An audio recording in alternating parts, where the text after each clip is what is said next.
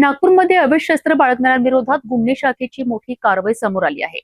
गणेशपेठ परिसरात एका युवकाकडनं देसी बनावटीचे पिस्तूल आणि 2 जिवंत काडतुसे जप्त करण्यात आली आहेत. नागपूर शहर गुन्हे शाखेच्या सामाजिक सुरक्षा पथकाला गुप्त माहिती मिळाली होती की गांधीसागर तलाव परिसरात एक युवक अवैधरित्या अग्निशस्त्र बाळगून फिरत आहे. मिळालेल्या माहितीच्या आधारे पोलिसांनी तत्काळ सापळा रचला. 2 पंचाच्या उपस्थितीत संशयिताची झडती घेण्यात आली.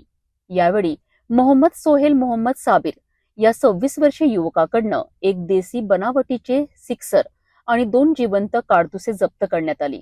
या कारवाईत तब्बल 34,000 रुपयांचा मुद्देमाल जप्त करण्यात आलाय.